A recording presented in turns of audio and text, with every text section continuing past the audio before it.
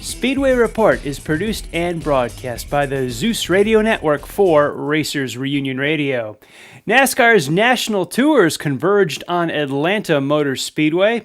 The World of Outlaws continued the year out of Florida Speed Weeks on the dirt in Texas. The Cars Tour held the Dogwood 300 doubleheader right here in North Carolina. All this and more. Welcome to Speedway Report for Monday, March the 6th, 2017. From the shores of Lake Norman in Race City, USA, Mooresville, North Carolina, I'm Patrick Reynolds, and thank you for joining us tonight. From the North Myrtle Beach ZRN studios, producer Jeff Gilder is giving us 4 tires and fuel for our run to the checkered flag at the top of the hour. This is the fastest half hour in racing. Big hello to everyone joining us on Racers Reunion Radio. We are heard on SpeedwayReport.com and RacersReunion.com. There is a radio player on both sites. We are also streaming on Facebook Live and the Racers Reunion site. Head on over to the Facebook page Speedway Report with Patrick Reynolds, or go to RacersReunion.com and you can watch the TV broadcast.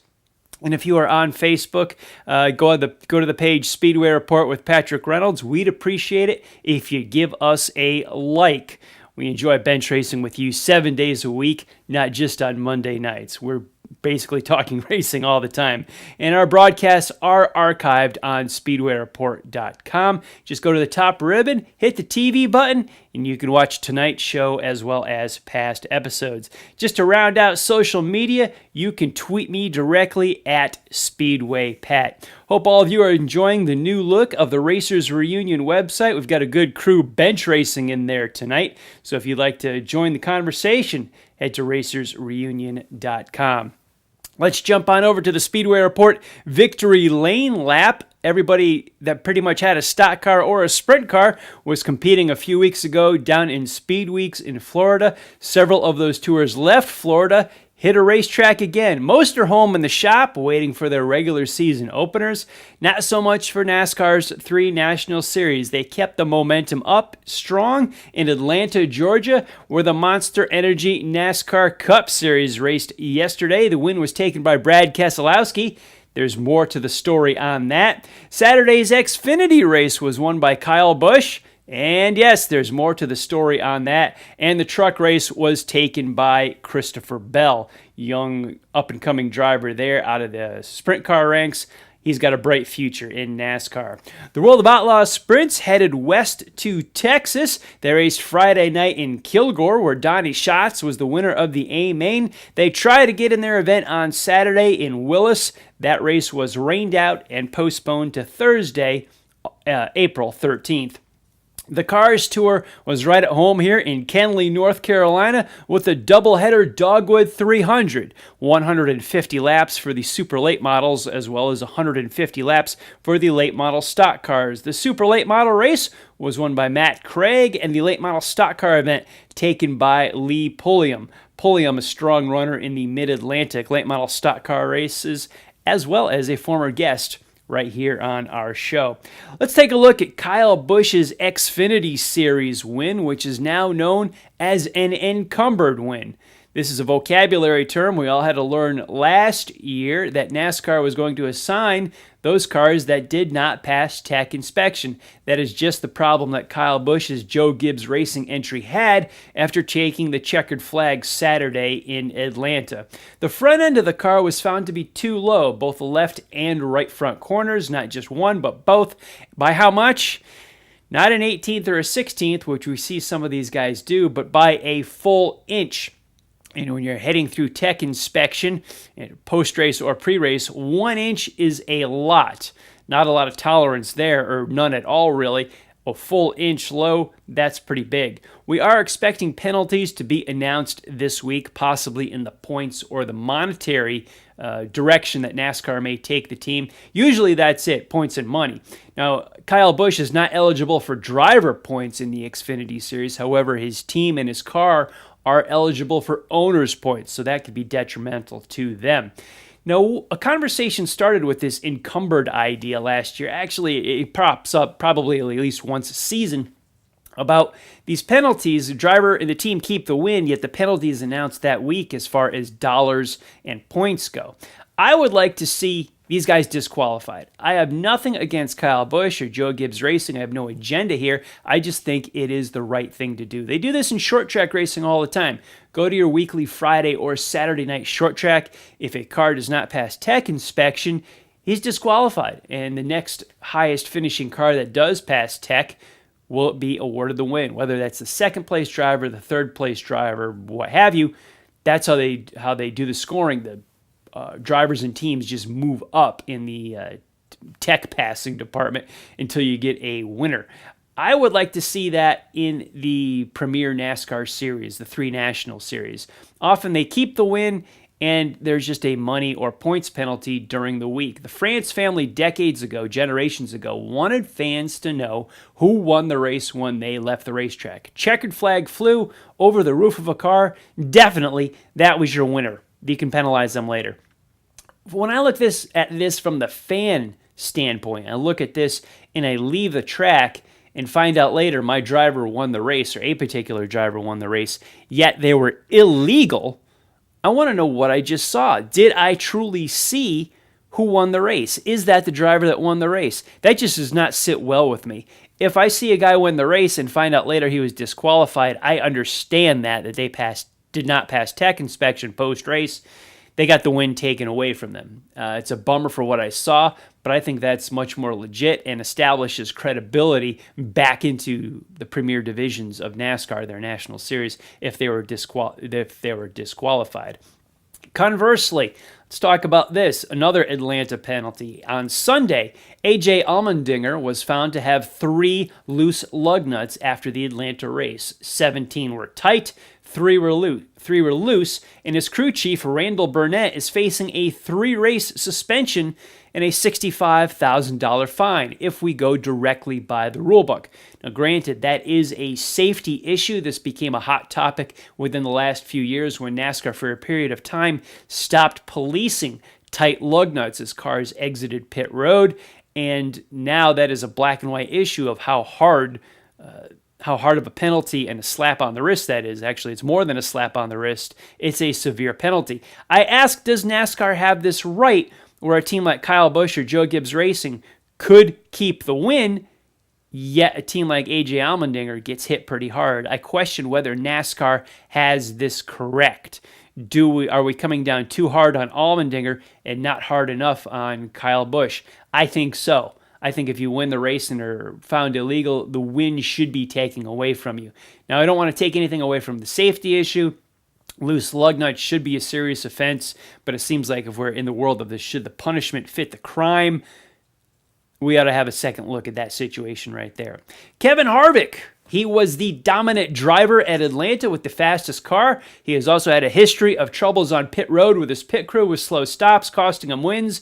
Yesterday, shoe was on the other foot. Harvick was the guy who made the error on pit road, speeding. Yes, a speeding penalty. Got caught by NASCAR on the final restart, got put to the end of the field, still charged forward to 9th, but you got to wonder if some of his former crew members may have a little grin about them on Monday morning. We've got more from Atlanta coming up, including why all those speeding penalties on the other drivers occurred, as well as stages. We're 2 races in, 2 weekends in, I should say. What do you think? We'll find out. You're watching Speedway Report. I'm Patrick Reynolds. We'll be back right after this.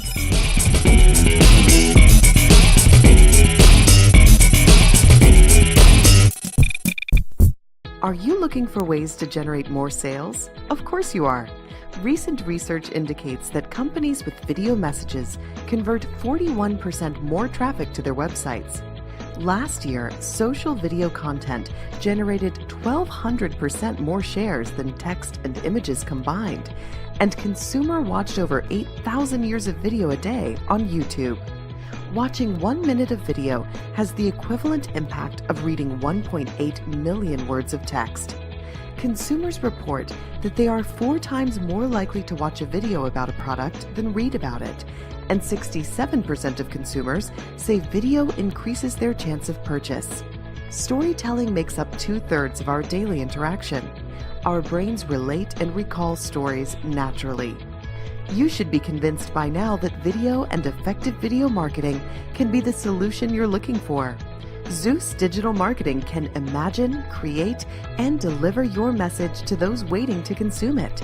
Why wait? Tell your story. Contact us today for a free consultation.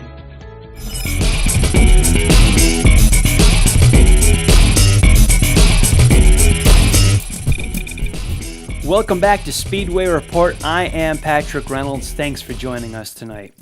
When we left off, we were talking about the increased speeding penalties at the Atlanta Motor Speedway. Kevin Harvick had the win taken away from him essentially because he was speeding on pit road with a dominant car in yesterday's 500. All totaled, there was close to 9 or 10 speeding penalties on pit road, when in this race 1 year ago, there was only 1 speeding penalty. Well, what happened? Good question. NASCAR has had a standard measurement for the Atlanta pit road for many, many years. The drivers, the crew chiefs, they all knew it. The timing lines were consistent year to year. They knew the spaces, they knew the feet, they knew the length of pit road. NASCAR did a remeasurement of pit road, new calibration. They actually changed where they measured, how they measured, and came up with a different length in feet for pit road. Now, pit road didn't change at all. They just recalibrated their measurements, did an updated measurement. It changed a little bit. Through the domino effect, that changed the timing lines that were on pit road. So the feet of each timing line changed a little bit, backwards and forwards, up and down pit road. Is that a big deal? Yes, quite a bit. If you take, say, for instance, a 100-foot section and you only change that by, say, 10 feet, that is 10%. That is a huge amount when you're talking a speed tolerance with their pit road speeds and how they police them.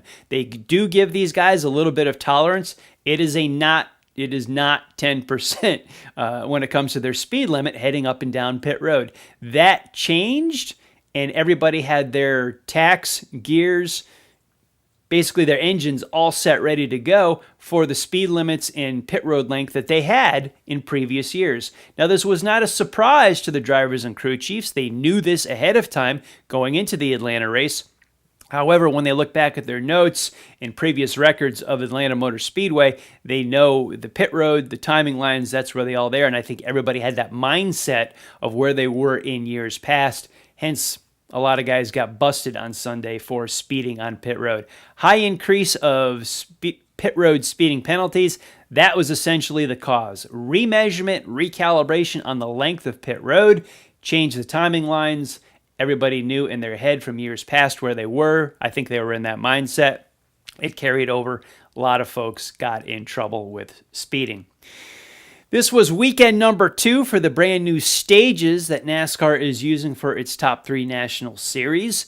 What are the pros and cons of this, and how is it affecting the racing? I reached out to some of our friends on social media. I will share that with you shortly. The good part about these stages is that it does provide a natural break in the action for our television broadcast partners to put those commercials. Racing is one of the few sports where the action did not end and TV would have to break away. You had actually missed some of the sporting event to show a commercial. Every other sport has built-in spots, either quarters, they can take TV or radio timeouts, halftime, what have you. They have that built into their activities where television broadcast partners place commercials. Auto racing does not have that. It is under this agreement that the TV partners place as many ads as possible during that time frame. So they have a little bit of an extended period. That yellow is 5-6 laps. People in the stands are not really caring for that too much. However, people watching at home know that this is where the ads will go. They're not missing anything. Coverage is oftentimes in the small box in the corner, but it's under caution. TV partners can also break away fully. You're not missing anything. The cars are under caution at that time. That is a pro to this. It is designed also to spice up the midpoints of the race. There have been complaints from fans that these guys ride through the middle portions of the race. I've never had a problem with that. I don't mind the length of the events. They capture my attention through the entire distance, 400, 500 miles on a Sunday afternoon is good for me. I'm fine with that. Heck, I used to remember the 500-mile, 500-lap races at Dover. Those events would go 4 to 5 hours depending on the caution flag. For your ticket price, I thought it was well worth it. I enjoyed those long races. This form of motorsports, when drivers elevate their way off the short tracks, is supposed to be an endurance test. This is supposed to be for the best of the best. I don't have a problem with that. I don't need a break in the middle of that. I am a fan of fundamental racing. Green flag, white flag, checkered flag. Whatever happens in between, let's just let it naturally play out. Guys are racing to a stage for points. We know a caution's coming out. They're racing to another stage, a caution coming out. The stages plus the playoffs or the chase or whatever you like to call it, to me takes away from the fundamentals of motorsports. We're trying to make this too much like stick and ball sports. I don't care for stick and ball sports. I'm a car guy. I'm a race guy. If it's got an engine and go fast, I do not want racing to be like other stick and ball sports. If you use a baseball, basketball, football analogy for auto racing, well, they do it in such and such a sport. That's a reason to me not to do it. I'm a fan of cars. I'm a fan of how we do things in motorsports. Other events, other races, other series don't follow this pattern. NASCAR is really getting out there in the end of a branch on this tree, and it could be thin for them soon. Maybe it'll work out. I don't know. We will see what happens. Like I said, I did ask some of our followers and friends on social media what they thought of the stages so far. And on the Speedway Report Facebook page, let me tell you what some folks said. Lance Renshaw says, on the stages, it's awful. If this was tried at a local track, the owner/promoter would be run off the property. Ronald White says, reminded me of why I stopped being a NASCAR fan. Stacy Lynn Coburn says, as a new race fan, I find it more interesting to watch, as do many of my friends. Like with anything, change is hard, but sometimes necessary to shake things up. Lisa Gendron Biaski, we don't like it at all. Just let them run. Too many changes and rules. Miss the old days. Wayne Gregory, it hasn't changed racing at all. The only thing I think will change it is get rid of France and 1.5 mile tracks. Izzy Gratterall, don't like it at all. I want the 80s and 90s NASCAR back.